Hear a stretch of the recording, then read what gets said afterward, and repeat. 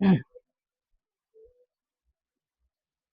आम गोटे सुंदर टॉपिक पढ़ा कौन ना पोषण ताको इंग्लिश रे कौन कह जाए न्यूट्रिशन बोली कह जाए बुझी प्रथम आम कौन बुझा कौन बुझा खाद्य कौन बुझा आम जहाँ खाऊँ ताको कौन कह जाए खाद्य किसी अंडा हो मांस हो जहाँ भी हो जहाँ खाऊँ आम कौन कह जाए खाद्य बोली कह जाए कौन कहला ना जो पदार्थ खाइले शरीर को शक्ति और पोषण मिले ताहाकू कौन कह जाए खाद्य बोली कह बुझे जो पदार्थ खाइले कौन हम ना शरीर को कौन मिल शक्ति मिल शरीर को कौन मिल शक्ति शक्ति मिल कौन मिल पोषण मिल ताकू कौन कह जाए खाद्य बोली कहे आम साधारणतः खाती कौन पाई खाइले ही आम खाइया आमको निहाती भाव दरकार कहीं आम कारण शक्ति मिल आम जो मन करा आम खाई ना न खाइले कौन करवा मुझे छिड़ा भी किसी कहीपरि आम बुझेगा तापर बुझा कौन खाद्य आम जो खाऊँ तार काम कौन सहज भाव में एटा जना पड़ खाद्यर काम कौन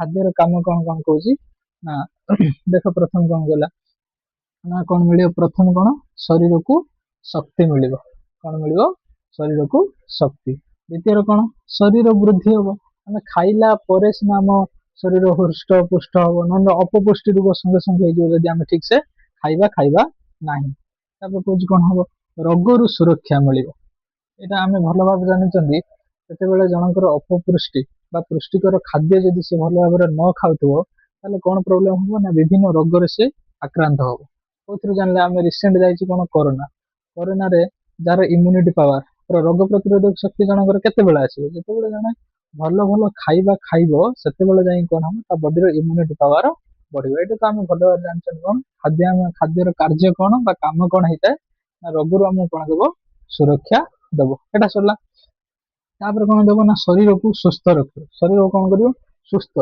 हेल्दी रखार शरीर को साहाଯ୍य कर जन फिट रही खाद्य खाइले ही कौन बॉडी से चलाबुला कर कथा कहीपर सब कार्य सब आक्टिव रही न खाऊ सब दुर्बल भाया हो इनआक्टिव होगी रही बुझी बुझीगला ये दुटा भल भाव में आम खाद्य कौन थाए खाद्य एमती कौन थाए जहाँफल आमको कौन मिलूँ शक्ति मिलूँ शरीर गठन है ठीक से आम सब कार्य कर खाद्य कौन थाए ना मेन है खाद्य कौन थाए ना पोषक पदार्थ थाए बुझे कौन थाए पोषक पदार्थ थाए पोषक पदार्थ कौन कौन सब जानते पोषक पदार्थ को 6 भाग विभक्त कराए कौन कौन श्वेत सार है पुष्टि सार स्नेह सार धातु सार जीव सार जल बुझे केते प्रकार है केते प्रकार है 6 प्रकार है आम जाना पोषक पदार्थ कौन जाना पोषक पदार्थ कौन खाद्य पोषक पदार्थ कौट थाए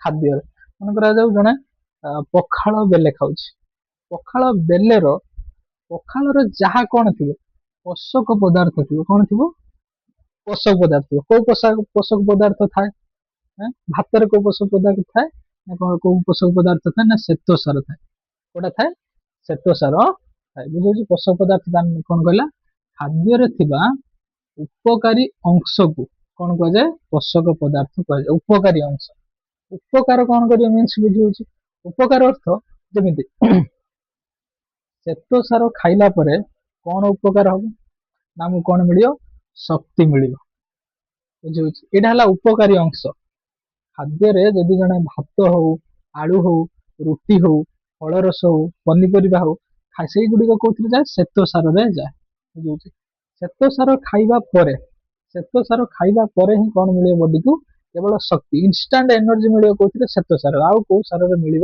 ना पुष्टि सार हो स्नेह सार हो धातु सार हो जीव सार हो मिल ना सबुथ बुझे मनकर जो आम भात आलू रुटी फल रस पनीपरिया यहाँ आम कौन नहीं श्वेत सार नहीं एक्चुअली कौन होता है ना सबुथ 6टा जाक थाए कौन कौन थाए श्वेत सार थाए पुष्टि सार थाए स्नेह सार थाए धातु सार थाए जीव सार थाए जल सबू थी कि आमको लक्ष्य करा पड़ो कौटा अधिक पर मैक्सिमम कौटा अच्छी बुझे जोटा मैक्सिमम अच्छी सेटा को वैज्ञानिक माने से खाद्य सार पोषक पदार्थ भितर गणना करें जमी आम भात आलू रुटी एथिरे भी अच्छी पुष्टि सार एथिरे भी अच्छी स्नेह सार एथिरे भी अच्छी धातु सार एथिरे भी अच्छी जीव सार एथिरे भी अच्छी जल किंतु मैक्सिमम अधिक परसेंटाइल अधिक परसेंटेज कौटा अच्छी श्वेत सार अच्छी ସେଇଥିପାଇଁ ଭାତ ଆଳୁ ରୁଟିରେ ଆମେ କୋଉଟାକୁ ଧରିବା ସେଟାକୁ ଶ୍ଵେତସାର ପୋଷକ ପଦାର୍ଥ ଯାଉଛି ବୋଲି ଧରିବା। ଶ୍ଵେତସାର କଣ ଦବ ଆମେ ଜାଣିଲେ ଶକ୍ତି ଦବ। କଣ ଦବ ଶକ୍ତି ଦବ।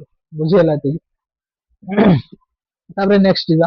ନେକ୍ସଟ କୋଉଠି ଯିବା ନା କୋଉଠି ପୁଷ୍ଟିସାର।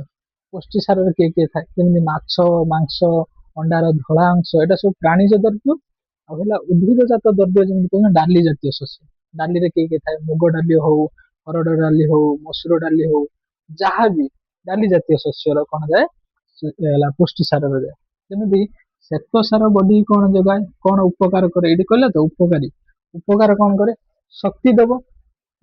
ପୁଷ୍ଟିସାର ଖାଇଲେ ଖାଇବ ଯଦି ଜଣେ ମାଛ ମାଂସ ଅଣ୍ଡା ଯାହା ବି ଖାଇବ କଣ ହବ ତା ବଡି କଣ ମିଳିବ ନା ତା ବଡିରେ କଣ ମିଳିବ ଶରୀର ଗଠନ ହବ।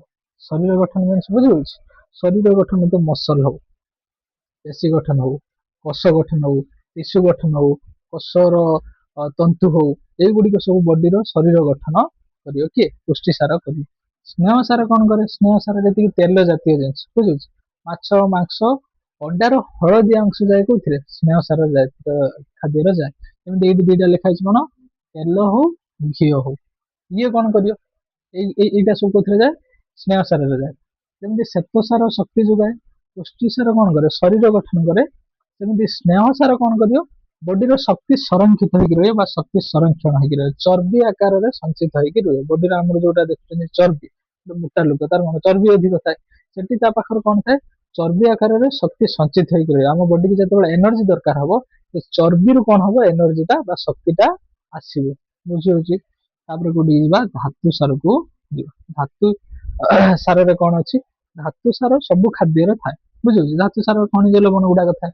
ଖଣିଜ ଲବଣ ଯେମିତି ହଉଛି କ୍ୟାଲସିୟମ ହଉ କ୍ୟାଲସିୟମ କଣ କରେ ଦାନ୍ତ ଆମେ ଯୋଉ ଦାନ୍ତ ଦେଖୁଛେ ହାଡ ଦାନ୍ତ ହାଡର ଗଠନ କରେ ସେମିତି ଲୌହ କଣ କରେ ଲୋହିତ ରକ୍ତ କଣିକାରେ ଥିବା ହିମୋଗ୍ଲୋବିନ ର ଗଠନରେ ଲୌହ ସାହାଯ୍ୟ କରେ। ଯେମିତି ହେଲା ଆୟୋଡିନ ଆୟୋଡିନ ଖାଦ୍ୟ ଧାତୁ ସାର ଖାଇଲେ କଣ ହବ ଥାଇରଏଡ ଥାଇରଏଡ ଠିକ ରହିବ। ବୁଝିପାରୁଛ ବୁଝିପାରୁଛ ନହେଲେ ଯଦି ଧାତୁ ସାର ଜଣଙ୍କର ସର୍ଟ ହବ ଥାଇରଏଡ ଥାଇରକ୍ସିନ ହରମୋନ ଆଉ ଅଧିକ କ୍ଷରଣ ହବ ନାହିଁ। ଯେତିକି ପରିମାଣର କ୍ଷରଣ ହବା କଥା କମ କ୍ଷରଣ ହେଲେ ଥାଇରଏଡ ଗ୍ରନ୍ଥି ହେଲା ଗଳଗଣ୍ଠିକା ରୋଗ ହୁଏ ବୋଲି କୁହାଯାଏ। ବୁଝିହଉଛି। ଧାତୁ ସାର ଖାଇଲେ କଣ ହବ ଶ୍ଵେତ ସାର ଯେମିତି ଖାଇଲେ ଶକ୍ତି ଦବ ପୁଷ୍ଟି ସାର ଖାଇଲେ କଣ ହବ ଶରୀର ଗଠନ କରିବ। ସ୍ନେହ ସାର ଖାଇଲେ କଣ କରିବ ଶକ୍ତି ସଂରକ୍ଷଣ କରିବ। ବୁଝିଲେ ଧାତୁ ସାର ଖାଇଲେ କଣ ଶରୀର କଣ ରହିବ ସୁସ୍ଥ ରହିବ। ବୁଝିହେଲା। ସେମିତି ଜୀବସାରରେ ଜୀବସାର ଇଂଲିଶରେ କଣ କୁହାଯାଏ ଭିଟାମିନ ବୋଲି କୁହାଯାଏ। କଣ କୁହାଯାଏ ଭିଟାମିନ ବୋଲି କୁହାଯାଏ। କଣ କୁହାଯାଏ ଭିଟାମିନ ବୋଲି ବିଭିନ୍ନ ପ୍ରକାର ଭିଟାମିନ ଅଛି କଣ କଣ ଜାଣିଛନ୍ତି ଏ ବି ସି ଡି ଇ କେ ୟାର ପାର୍ଟ ଗୁଡା କଣ କଣ ଅଛି B1 B2 ଏମିତି B12 ପର୍ଯ୍ୟନ୍ତ ଅଛି ବହୁତ ଗୁଡା ଅଛି ନା ନାଇଁ। ଜୀବସାର କଣ କରେ କୋଉଥିରେ ମିଳେ ଫଳ ପନିପରିବା ସବୁଥିରେ ଅଛି। ବୁଝଉଛି ଇଏ କଣ କରିବ ରୋଗର ସୁରକ୍ଷା କରିବ। ତାର ମେନ୍ କାମ କଣ କରିବ ଜୀବସାର ରୋଗର ପ୍ରତିରୋଧକ ଶକ୍ତି ବଢେଇବ। ଯଦି ଜୀବସାର ବା ଯଦି ଗୋଟେ ଭିଟାମିନ ସର୍ଟ ଆମେ ଜାଣିଛନ୍ତି ଭିଟାମିନ ଏ ଅଭାବରେ କି ରୋଗ ହୁଏ କି ରୋଗ ହୁଏ ଭିଟାମିନ ଏ ଅଭାବରେ ଅନ୍ଧାରକଣା ରୋଗ ହୁଏ ଜାଣିଛ ନା ନାଇଁ। ରୋଗରୁ ସୁରକ୍ଷା ଦବ। ବୁଝିପାରୁଛି ବିଭିନ୍ନ ପ୍ରକାର ରୋଗ ହବ ନାହିଁ। ଜଣଙ୍କର ଯଦି ଜୀବସାର ଠିକ ଠାକ ରହୁଛି ତାହେଲେ ବଡିରେ ତାର କୌଣସି ରୋଗ ହବ ନାହିଁ। ବୁଝିହେଲା। ତାପରେ ଏଇଟା ତ ଜାଣିଛନ୍ତି ଜଳ ହିଁ ଜୀବନ।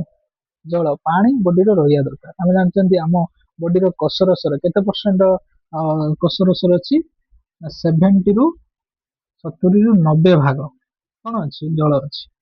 ହେଲା କୋଷ ରସରେ 70 ରୁ 90 ଭାଗ ଜଳ ଅଛି। ୟାର ପରସେଣ୍ଟାଇଲ ମନେକର ଯୋଉ 89 ଯଦି ହେଇଯାଏ ଟିକେ ଯଦି କମିବ ସେଇଟା ଆମକୁ କଣ ଲାଗେ ଶରୀର ଅବଶ ଲାଗେ ଆଉ ଶୋଷ ଲାଗେ। ସେଇଟାକୁ ମେଣ୍ଟେନ ସେଇଟା କମିଯାଏ କେମିତି କମେ କେମିତି କୋଉଟା ରେଚନ ପ୍ରକ୍ରିୟାରେ ହଉ ନିଶ୍ୱାସ ଦ୍ଵାରା ହଉ ଏଥିରେ କଣ ହୁଏ ଜଳ କମିଯାଏ। କମିଗଲେ ଆମକୁ ଶୋଷ ଲାଗେ। ସେଥିପାଇଁ ପର ଡେ ଆମେ କଣ 3 ରୁ 4 ଲିଟର ଜଳ ପିଇବା ଉଚିତ। ବୁଝିହଉଛି।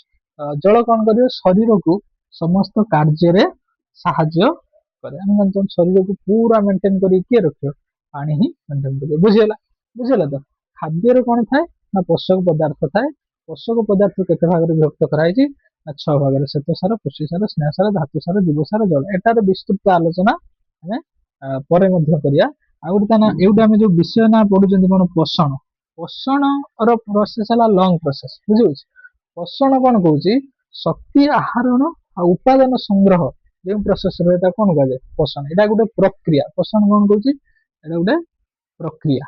ବୁଝିହଉଛି ଏଇଟା ଗୋଟେ କୋଉଥିରେ ଯିବ ପ୍ରକ୍ରିୟାରେ ଯିବ। ବୁଝିହଉଛି ନା ବୁଝିହଉଛି। ସେଟା ଲେଖା ହେଲା ଖାଦ୍ୟ ଖାଇ କଣ କହିଲା ଖାଦ୍ୟ ଖାଇ ଶରୀରର ଉପଯୋଗ ପ୍ରକ୍ରିୟାକୁ କଣ କୁହାଯାଏ? ପୋଷଣ। ଏଇଟା ଗୋଟେ ପ୍ରକ୍ରିୟା। ଆମେ ଖାଇସାରିଲା ପରେ ଶରୀରକୁ ଉପଯୋଗ ହବ। ମନେକର ଯୋଉ ଜଣେ ଖାଦ୍ୟ ଖାଇସାରିଲା ପରେ ତା ଶରୀରରୁ ଶକ୍ତି ଆସିପାରେ, ମାନେ ଶରୀର ଗଠନ ହବ, ଶକ୍ତି ଆହରଣ ହବ, ଶକ୍ତି ସଂରକ୍ଷଣ ହବ। ଏଗୁଡିକ ଯୋଉ ପ୍ରୋସେସ ର ହଉଛି, ସେ ପ୍ରୋସେସ କୁ କଣ କୁହାଯାଏ? ନ୍ୟୁଟ୍ରିସନ ବା ପୋଷଣ ବୋଲି କୁହାଯାଏ। ବୁଝିହେଲା ନା? ଏତିକି କଣ କଣ ବୁଝିଲେ? ନା ହେଲା ଖାଦ୍ୟ, ହେଲା ଖାଦ୍ୟର କାମ କଣ, ଆଉ କଣ ପୋଷକ ପଦାର୍ଥ କଣ କଣ କେତେ ପ୍ରକାର, ଶ୍ୱେତସାର, ପୁଷ୍ଟିସାର, ସ୍ନେହସାର, ଜଳ ପର୍ଯ୍ୟନ୍ତ। ଆଉ ଲାଷ୍ଟ ବୁଝିଲେ ଏଇଟା କଣ, ଆମ ଟପିକ ନା ଯୋଉଟା କଣ କହୁଛନ୍ତି ପୋଷଣ। ପୋଷଣ କଣ? ଖାଦ୍ୟ ଖାଇ ଶରୀର କଣ କରିବ, ଯୋଉଟା ଉପଯୋଗ ପ୍ରକ୍ରିୟାକୁ କଣ କୁହାଯାଏ? ପୋଷଣ ବୋଲି କୁହାଯାଏ। ବୁଝିହେଲା ନା? ବୁଝିହେଲାନି? ଏତିକି ବୁଝିହେଲା। ତାପରେ ନେକ୍ସଟ କଣ ଯିବା, ଏଇଗୁଡାକ ଯୋଉ ଭାଗ କରାହେଲା କୋଉ ଆଧାରରେ ଭାଗ କରାହେଲା? ହେଲା ରାସାୟନିକ ଗଠନ। ବୁଝୁଛି, ରାସାୟନିକ ଗଠନ ଦେଖିକି ଏଟା ଗୁଡା ଭାଗ କରାହେଲା। ଖାଦ୍ୟର ପ୍ରକାର ଭେଦ ଗୁଡାକ ଆସିଲା। ଶ୍ୱେତସାର, ପୁଷ୍ଟିସାର, ସ୍ନେହସାର, ଧାତୁସାର, ଜୀବସାର, ଜଳ, ଏଗୁଡିକ ସବୁ 6ଟା ଆସିଲା। ଏଇଟା ଗୋଟେ ଲଙ୍ଗ କ୍ୱେଶ୍ଚନ ଆସିବ ଯେ କଣ, ଶ୍ୱେତସାର, ପୁଷ୍ଟିସାର, ସ୍ନେହସାର, ଧାତୁସାର, ଜୀବସାର, ଜଳ ଖାଦ୍ୟର ପ୍ରକାର ଭେଦ ବିଷୟରେ ବର୍ଣ୍ଣନା କର। ତେଣୁ ଆମକୁ ପ୍ରତ୍ୟେକରୁ ଭଲ ଭାବରେ ଜାଣିବାକୁ ପଡିବ। ଏ ପଏଣ୍ଟକୁ ଭଲ ଭାବରେ ସବୁ ମନେ ରଖିବାକୁ ପଡିବ। ତାକୁ ପରୀକ୍ଷାରେ ଭଲ ଭାବରେ ଲେଖିବାକୁ ପଡିବ। ଆମେ ସେଟାକୁ ନେକ୍ସଟ ଜାଣିବା। ବୁଝିପାରୁଛି? ଏତିକି ହେଲା, ମାନେ ତା ପରଟା ନେକ୍ସଟ ଜାଣିବା। ବୁଝିଲା?